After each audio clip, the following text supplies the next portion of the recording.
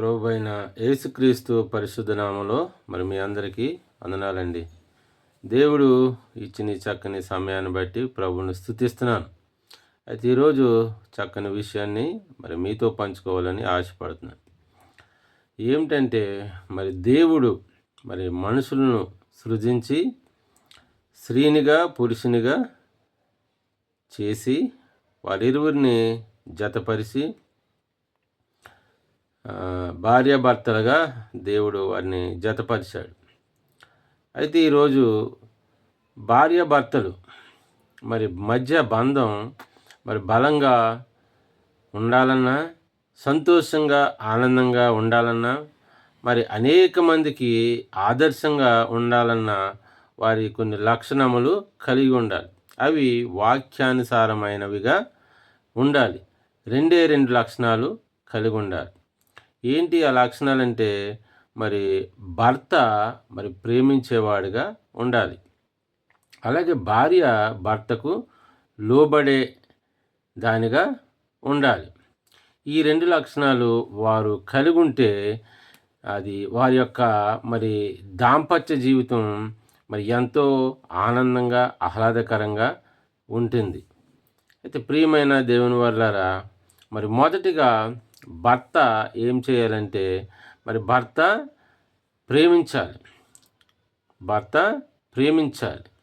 భార్య లోబడి ఉండాలి. అయితే ఈ మాట చెప్పిన వారు మనుషులు కాదు, కానీ వారిని సృజించి మరి నేల మట్టితో నరుని సృజించి అతనికి సరి అయిన సహకారిగా ఉండుటకు మరి స్త్రీని సృజించి నరుణ్ణి సృజించి వాళ్ళిద్దరిని జతపరిచిన దేవుడే మరి యొక్క మాట చదివిస్తున్నాడు. అయితే ఇది ఒక ఆజ్ఞ కూడా. దీన్ని గైకొనాలి. భర్తగా ఉన్న ప్రతి పురుషుడు ఈ ఆజ్ఞను గైకొనాలి. భార్యగా ఉన్న ప్రతి స్త్రీ కూడా ఇది ఆజ్ఞగా వారు గైకొనాలి. ఎందుకంటే ఆజ్ఞను గైకొనకపోవడం మరి అది పాపం అని వాక్యం చదివిస్తుంది. నిజంగా వాక్యాన్ని గైకొంటే వారిని కలగజేసి జతపరిచిన దేవునికి మహిమ వస్తుంది. అలాగే వారి యొక్క దాంపత్య జీవితం మరి ఎంతో వాళ్ళకి ఆనందకరంగా మేలుకరంగా ఉంటుందని మరి బైబిలు చదివిస్తుంది. అయితే భర్తకు ఉండవలసిన లక్షణం ఏంటంటే ప్రేమించే లక్షణం. కొలసీ రాసిన పత్రిక 3:19 మరి ఏం చేయాలంటే భర్త మరి భార్యని ప్రేమించేవాడుగా ఉండాలి. అయితే ఇది దేవుని యొక్క ఆజ్ఞ. ముందు దేవుని యొక్క ఆజ్ఞ.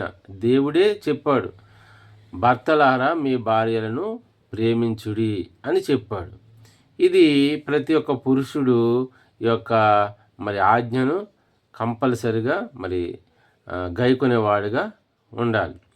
రెండో విషయం ఏంటంటే మరి భార్య, ఆమె ఎందుకు భార్యను మనం ప్రేమించాలంటే ఆమె వివాహ బంధం లేదా పెళ్ళి అనే 2 అక్షరాలను బట్టి ఆమె దాదాపు 20 సంవత్సరాలు మరి తన తల్లిదండ్రుల చేత ప్రేమింపబడుతుంటుంది, అన్నదమ్ముల చేత ప్రేమించబడుతూ ఉంటుంది, అక్కా చెల్లెళ్ళ చేత ప్రేమించబడుతూ ఉంటుంది, బంధువుల ద్వారా ప్రేమించబడుతూ ఉంటుంది, స్నేహితుల ద్వారా ప్రేమించబడుతూ ఉంటుంది. అయితే ఇవన్నీ కూడా పెళ్ళి అనే 2 అక్షరాల బంధాన్ని బట్టి వాటిలన్నిటిని కూడా ఆమె విడిచిపెట్టేసి మన దగ్గరకు వస్తుంది. కాబట్టి ఆమె ఏదైతే కోల్పోయిందో లేదా ఏదైతే మన కొరకు విడిచిపెట్టేసిందో ఆ ప్రేమని ఒక భర్తగా మనం ఆమెకు అందించాలి. అది దేవుని యొక్క ఉద్దేశం కదండి. తల్లిదండ్రుల ప్రేమ ఇంకా దొరకదు, అన్నదమ్ముల మధ్య ప్రేమ దొరకదు, అక్కా చెల్లెల మధ్య ప్రేమ దొరకదు. అవన్నీ కూడా తన అత్తవారింటికి వచ్చినప్పుడు వారి యొక్క తల్లిదండ్రుల ప్రేమ, అన్నదమ్ముల ప్రేమ, అక్కా చెల్లెల ప్రేమ ఇవన్నీ కూడా భర్తగా పురుషుడే భార్యకు అందించాలి. అందుకనే దేవుని యొక్క ఉద్దేశం ఏంటంటే భర్తలారా మీ భార్యల్ని ప్రేమించండి అని వాక్యం చదివిస్తుంది.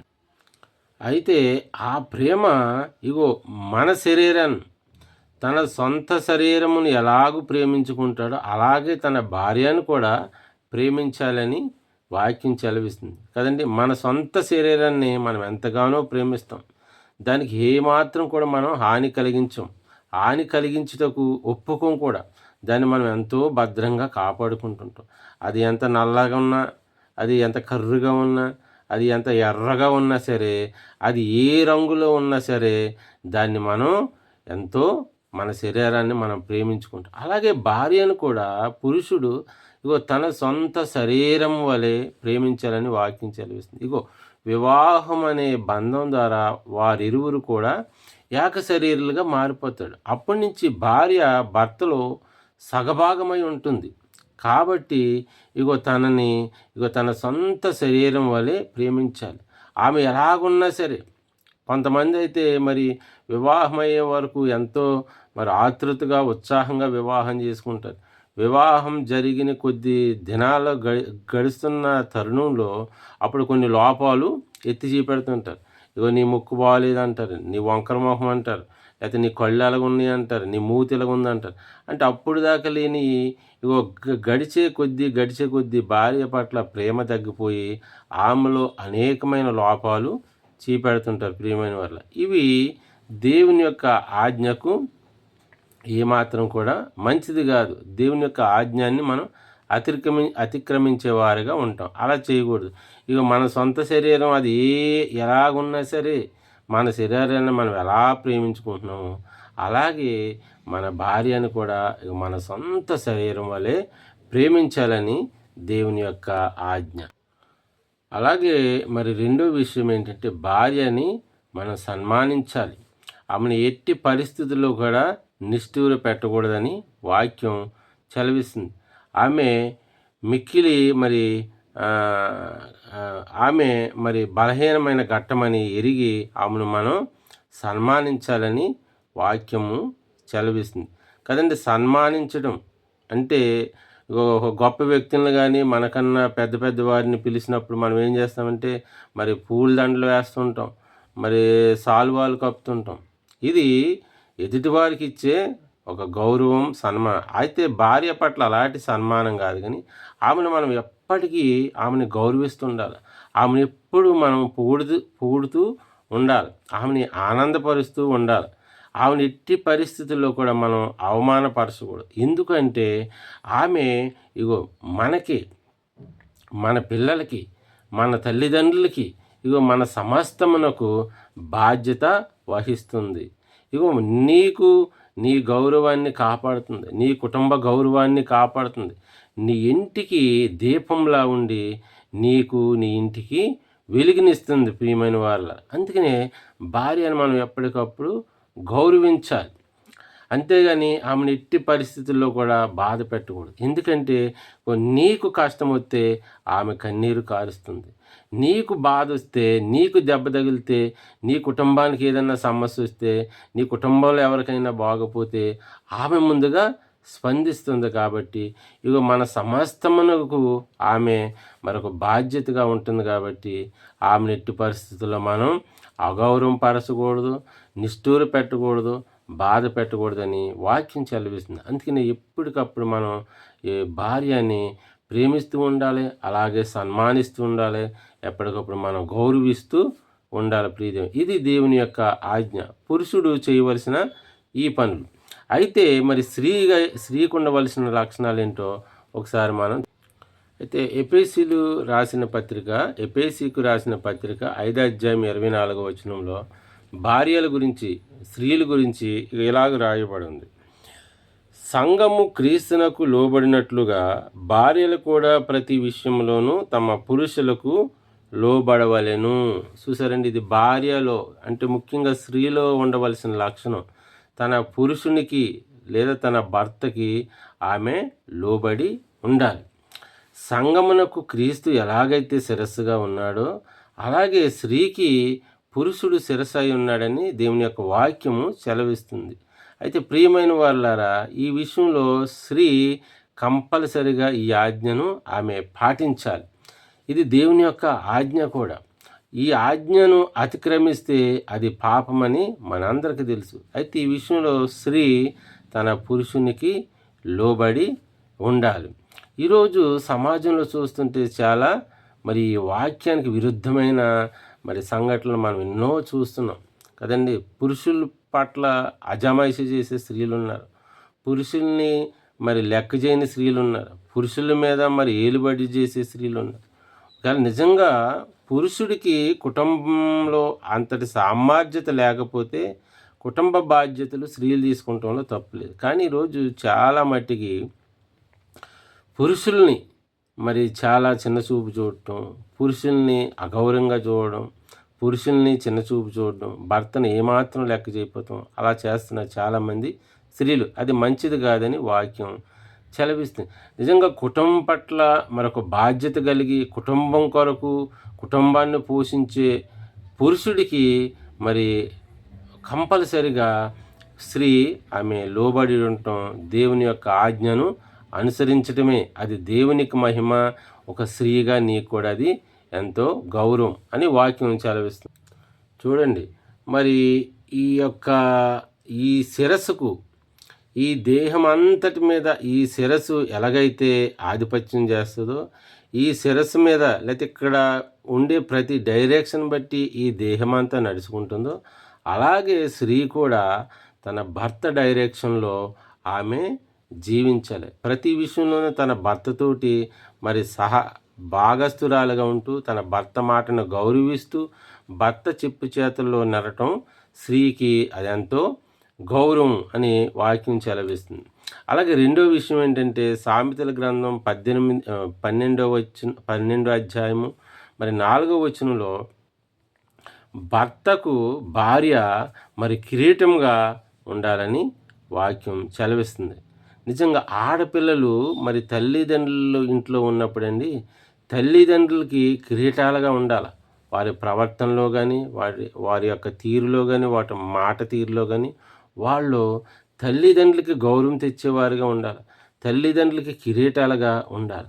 అలాగే ఆడపిల్ల అత్తింటికి వచ్చినప్పుడు ఆమె యొక్క ప్రవర్తన అంతట్లో తన పురుషునికి కిరీటాలుగా ఉండాలని మరి వాక్యం సెలవిస్తుంది. ప్రియదేవుని బిడ్డలారా, సామెతల గ్రంథం 31 అధ్యాయం 15వ వచనంలో చూస్తే మరి అలాంటి లక్షణములు కలిగిన భార్య ఎలా ఉంటుందన్నది అక్కడ మనం చాలా విషయాలు అక్కడ మనం నేర్చుకుంటాం. ప్రియదేవుని బిడ్డలారా, అయితే ఆడపిల్ల భర్తను గౌరవించేదిగా ఉండాలి, భర్తను సన్మానించేదిగా ఉండాలి, భర్తకు లోబడేదిగా ఉండాలి, తన కుటుంబం పట్ల ఎంతో బాధ్యత కలిగి జీవించే స్త్రీగా ఉండాలి. అందుకనే సామెతలు 14:1 గుణవంతురాలు తన ఇల్లును కట్టుకుంటుందని వాక్యం సెలవిస్తుంది. అలాంటి గుణవంతురాలు అయిన భార్య దొరుకుట ఈ రోజుల్లో చాలా అరుదుగా మారిపోయింది.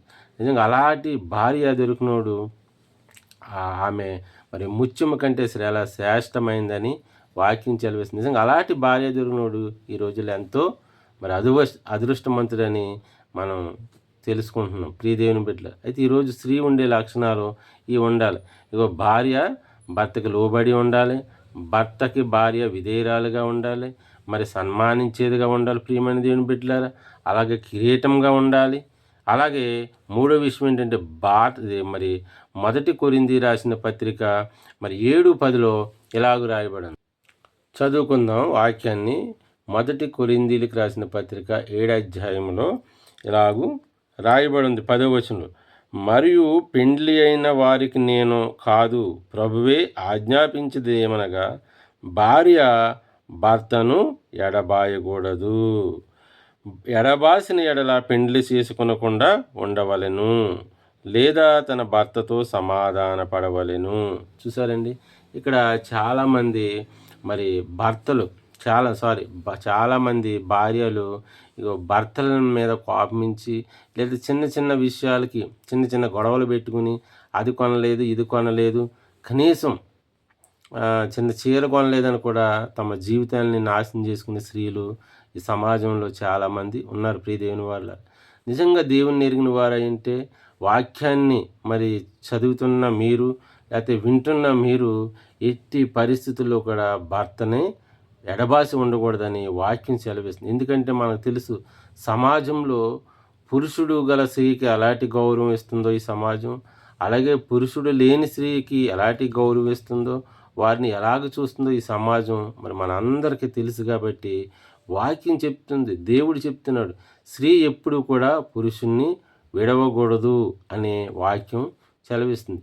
నిజంగా అలాంటి విడవలసిన విడ వి- విడ విడ విడవలసిన అలాంటి ఒక ఆలోచన వస్తే అది మనం పెళ్లి చేసుకోకపోవటమే, పెళ్లి చేసుకుండా ఉండటమే మంచిదని వాక్యం సెలవిస్తుంది ప్రియమైన బిడ్డ. ఒకవేళ ఏదైనా సమస్య వస్తే భర్తతో సమాధాన పడాలే తప్ప చిన్న చిన్న విషయాల్లో మరి భర్తలని విడిచిపెట్టేసి మరి వెళ్ళిపోవడం, భర్తలకి దూరంగా జీవించడం అది స్త్రీకి ఏ మాత్రం అది క్షేమకరము కాదని వాక్యము సెలవిస్తుంది. అలాగే ఇంకోటి, మరి దేవుడు జతపరిచిన వారిని మరి మనుషుడు విడదీయకూడదని వాక్యం సెలవిస్తుంది. అది చాలా పాపమని కూడా వాక్యం సెలవిస్తుంది. నిజంగా చాలామంది ఈ రోజుల్లో మధ్యలో భార్యాభర్తల మధ్యలో తగాదాలు పెట్టి వాళ్ళని విడదీసేస్తుంటారు. అది పాపమే. మనం కూడా కొన్ని కొన్ని విషయాల్లో మరి భర్తతో సమాధాన పడవలసిన విషయాల్లో మరి భర్తతోటి మనం విభేదించి మరి ఇగో దేవుడు కలిపిన జతని మన చేతులారా మనమే విడదీసుకుంటున్నాం. దాన్ని బట్టి మనం చాలా కష్టాల పాలవుతాం, నష్టాల పాలవుతాం. ముఖ్యంగా వాక్యాన్ని ధిక్కరించి ఇగో దేవుని ఆజ్ఞను మరి అతిక్రమించిన వారిగా ఉంటామని వాక్యం తెలియపరుస్తుంది ప్రియమైన దేవుని బిడ్డలారా. ఈరోజు ఈ విషయాలు తెలుసుకున్న మనం ఇగో పురుషుడు ఇగో భార్యని ప్రేమించాలి. ఎలా ప్రేమించాలంటే ఇగో తన సొంత శరీరమును ఎలా ప్రేమించాడో అలా ప్రేమించాలి. అలా ప్రేమించవలసిన బాధ్యత ఒక పురుషుడిగా మన మీద ఉంది. అలాగే స్త్రీ కూడా తన భర్తకు లోబడి జీవించాలి. స్త్రీ తన భర్తకు విధేయురాలుగా ఉండాలి. స్త్రీ తన భర్తని గౌరవిస్తూ ఉండాలి. ఇగో తన ఇల్లంతటి మీద కూడా ఒక బాధ్యత తీసుకుని ఆ కుటుంబం యొక్క పరువు, ప్రతిష్టలు మరి భంగపరిచేదానిలాగా ఉండకుండా కాపాడేదానిలాగా ఉంటే ప్రియ దేవుని బిడ్డలారా మరి దేవుడి చేత మనం అందుకనే కొనియాడబడును యెహోవా యందు భయభక్తులు కలిగిన స్త్రీ అని పాట ఉంటుంది చక్కని విషయాల్లో కదండి. అలాంటి స్త్రీని మరి దేవుడు కొనియాడతాడు. అలాగే సమాజం కొనియాడుతుంది. మన చుట్టుపక్కల మన చుట్టూ ఉన్న సమాజం కూడా తన ప్రవర్తన బట్టి ఆమెను ఎంతో గనురాలని కొనియాడబడుతుంటారు ప్రియ దేవుని బిడ్డలారా.